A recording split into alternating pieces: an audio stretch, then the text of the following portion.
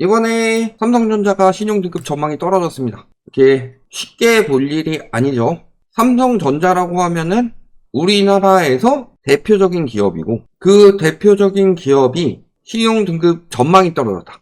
즉 이게 한 1년 반 정도, 길어도 1년 반 정도 뒤에는 잘못하면 신용등급이 떨어질 수도 있다, 이런 이야기인 거고, 즉 떨어질 위험이 있다는 소리입니다. 근데 삼성전자가 우리나라 진짜 대표하는 기업이라는 것은 왜 그러냐면은 우리나라의 국가신용등급이랑 삼성전자의 기업신용등급이 같았으니까. 근데 삼성전자가 이렇게 흔들린다는 것은 국가신용등급도 마찬가지가 될 수 있다는 소리죠.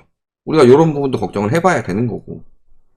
그래서 신용평가회사 3사 이야기한 곳이 무디스, 피치, 스탠다드 푸어스죠. 그 중에서 한 군데인 무디스가 삼성전자의 신용등급 전망을 부정적으로 하향했다. AA2 유지는 했지만 안정적에서 부정적으로 하향됐다. 자, 그래서 이 등급 전망 하향 이유에 대해서는 AI 반도체 기술 리더십에 대한 불확실성이 증가했고, 향후 12에서 18개월 동안 수익성이 보통일 것이다.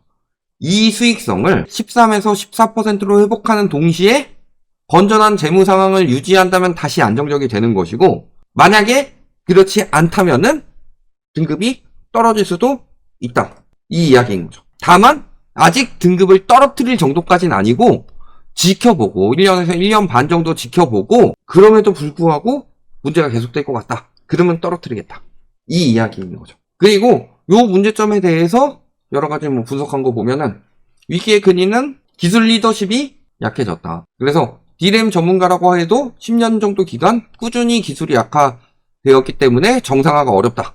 또 경쟁력을 살려놓아도 중국이 덤비는데 얘네랑 싸울 때 이길 수 있냐. 그 다음에 1위 기업과 격차가 점점 더 커지고 있다. 그 다음에 다른 나라들 3위권 업체들도 지금 투자를 늘리고 있는데 우리나라 같은 경우는 오히려 사업팀을 해체하고 투자를 줄이고 있다. 이런 것들을 토대로 삼성전자의 위상이 예전 같지 않기 때문에 지금 신용등급 전망이 떨어진 거죠. 그런 상황인 거고, 문제는 이 상황에서도 자꾸 문제 없다, 예를 들어 뭐 주식시장이라든가 이런 곳에 또 문제가 터질 수가 있죠. 저런 것들 영향을 받아서. 그러니까 자꾸 이제 동학개미들 부추기게 하기 위해서 1등 먹었다, 1위 탈환했다, 이런 이야기들을 해가면서 삼성전자는 거뜬하다, 이런 이야기를 하는 거예요. 물론 저도 삼성전자가 망할 것이라고 생각하지는 않습니다. 망할 것이라고 생각하지는 않는데 신용등급이 떨어질 가능성에 대해서는 충분히 이야기를 할 수가 있죠. 그리고 삼성전자가 우리나라를 가장 대표하는 주식 중에 하나인 만큼 가뜩이나 외국인들이 삼성전자에서 돈을 왜 빼가겠어요. 우리나라 신용등급 전망도 삼성전자랑 흡사하게 흘러가지 않을까, 이런 부분이 계속 걱정이 되는 거고, 지금도 보시면은 1등 탈환했다 이러면서 이런 기사들이 엄청 많아요. 인텔을 제치고 매출 1위 자리를 되찾을 것으로 예상되고 뭐 반등했고 성장했고, 근데 사실은 1등 빼고 한 거죠. 조사해서 1등 빼고 조사해가지고 1등 했다. 1등 빼고 조사해서 1등 한 거면 1등이 아니지 않아요? 이걸 어떻게 해가지고 1등 빼고 1등 했으니까 1등이다. 제가 이야기해도 좀 헷갈리죠? 그래서 포함해보니까 세계 반도체 매출 1위는 대만의 여기다. 근데 예를 들어서 1등이 수학경시대에 나갔어요. 그러니까 2등이 나 우리 반에서 1등이야. 네가 어떻게 1등이야? 여기 있는 우리 반 애들 중에서 내가 지금 1등이잖아. 1등은 지금 수학경시대에 갔으니까, 오늘 안 왔으니까. 그 중에서 1등이야.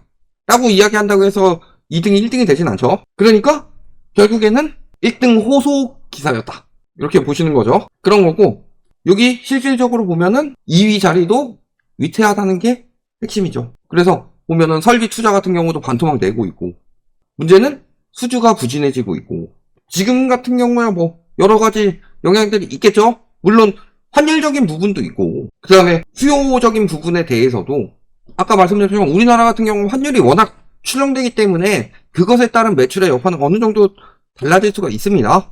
그런 부분도 있고 여러 가지 요소들이 있는데, 단순히 매출이 늘었다, 이것만 가지고 1등 먹었다, 이렇게 보기에는 쉽지가 않고, 사실 전망이 계속 밀리는 이유가 뭐겠어요. 지금 왜 삼성전자가 저렇게 1등 먹는다고 하는데도 외국인들이 빠지고 자사주 매입한 것을 임직원들에게 고통 분담해가지고 하고, 이런 상황들이 왜 나오겠어요. 해외 반도체나 AI 같은 것들은 투자를 늘리고 있는데 우리나라 같은 경우는 왜 자꾸 삼성전자에서 투자를 줄이고 있겠냐. 물론 일시적으로 늘어날 수는 있습니다. 근데 중요한 건 고정수요죠.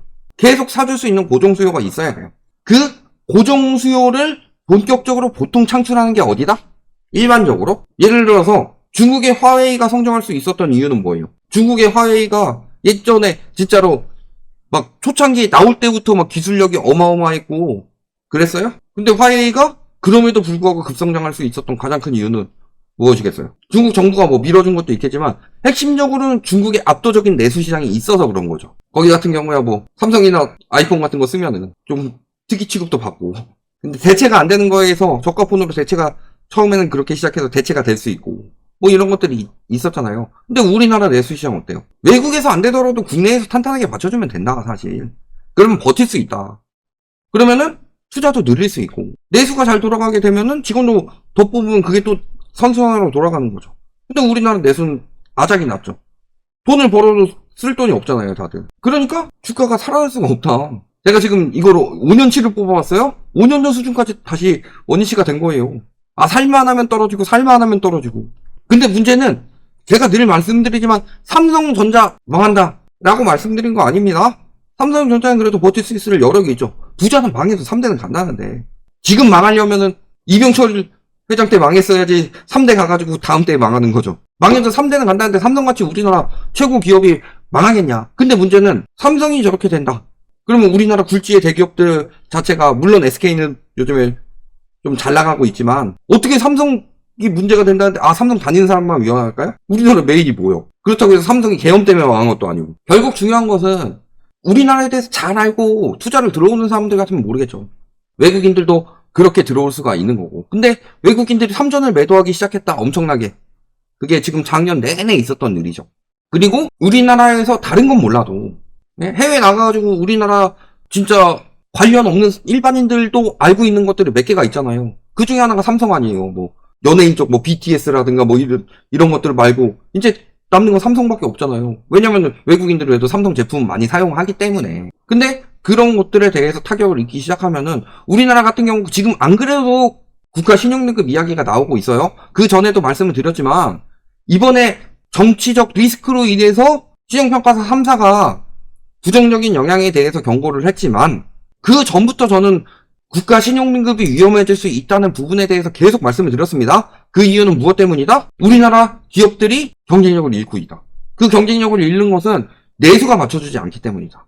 수출을 잘 하더라도 수출은 경기에 따라서 세계 경기에 따라 타격을 엄청나게 입을 수밖에 없죠. 그래서 다른 나라들 같은 경우가 글로벌 금융위기 터지고 나서 내수 중심국으로 돌렸는데 우리나라 같은 경우가 금융위기 터지고 나서 건설 중심국으로 돌리고 내수는 신경 안 쓰고 수출 잘 된다 뭐 이런 식으로 해가지고 계속 수출을 먹고 사니까 우리나라 수출 타격 입으니까 경제 어떻게 되냐. 거기에 부동산 계속 부양하니까 어떻게 되냐. 특히 젊은 세대들이 많이 들어갔죠. 문재인 정부 때 많이 샀다고 그래요 영끌족들. 근데 이번 정부랑 문재인 정부 때 차이점이 뭔지 아세요? 이번 정부는 내 생애 첫 주택이 엄청나게 많아요. 내 생애 첫 주택이 엄청나게 많을 수밖에 없는 이유는 살 수 없는 사람들한테 선별적으로 핀셋 대출 내줘가지고 미래 수요를 끌어다 사게 만든 거죠. 근데 그 미래 수요들이 어떤 사람들이에요? 진짜 미래 수요들 우리나라 이제 경제시장에 들어온 지 얼마 안 돼가지고 앞으로 20-30년 우리나라 경제를 돌릴 사람들인데 집값에 묶여가지고 아무것도 못한다니까요. 이런 부분들에 대해서 경고를 하는 거예요. 삼성전자가 망한다가 아니라. 그리고 지금도 보면은 뭐 아까도 말씀하셨지만 삼성만 문제가 아니죠. 삼성이 저 정도까지 나올 정도로 대표적으로 나온 거고 그 전에 롯데 이미 이야기 많이 나왔고 그 다음에 뭐 LG화학이나 뭐 롯데케미칼 이런 데 망했죠 거의. 뭐 망했다고 표현하기는 그렇지만 계속 무너질 수밖에 없는 구조가 되어가고 있죠.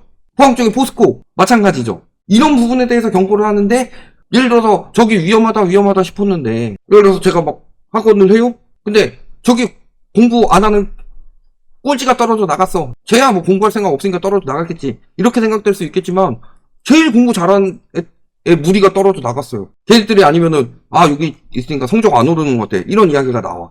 혹은 걔네들이 성적이 떨어졌어. 그럼 제가 이끄는 학원에 대해서는 사람들이 어떻게 생각을 할까요? 아 저기 공부 잘하는 애들인데 성적 떨어뜨렸다. 당연히 이미지가 안 좋아지죠. 걔들이 뭐 컨디션이 안 좋았든 뭐 어쨌든 그런 게 보이는 게 아니잖아요. 근데 제일 대표적으로 보이는 곳이 어디겠어요 우리나라에서. 외국에서 뭐 지금 SK가 잘 나가고 있다고 하더라도 제품들을 쓰는 걸 보면 SK 거보다는 그래도 삼성 걸 많이 쓰죠. 스마트폰만 하더라도 SK 스마트폰 있어요? 그게 삼성이 우리나라에 끼치는 브랜드 파워가 어느 정도 있는 건데 그 브랜드 파워가 떨어지기 시작했다. 왜 삼성전자랑 우리나라가 신용등급이 같겠냐? 그러면 왜 삼성전자가 신용등급이 떨어진 게 우리나라 신용등급에도 영향을 미치겠냐? 이런 부분들을 우리가 판단을 해보셔야 되는 거다. 이렇게 보시면 되겠습니다. 그래서 지금 안 그래도 지금 주식시장 환율 잡아가지고 겨우겨우 들어오고 있는 건데 외국인들이 왜 빠져나가다 이번 내내 들어온 줄 알아요? 환율 떨어지니까 들어오는 거예요. 환율 치기 시작하면은 주가 올라가도 환차익으로 손실 날 수 있으니까 그럴 때 쭉쭉 빠져나간다. 근데 지금 제일 많이 넣었다가 제일 많이 빠져나간 데가 어디냐? 제일 많이 넣었다는 것 자체가 제일 많이 투자를 했다는 거 아니에요, 원래. 그런 겁니다.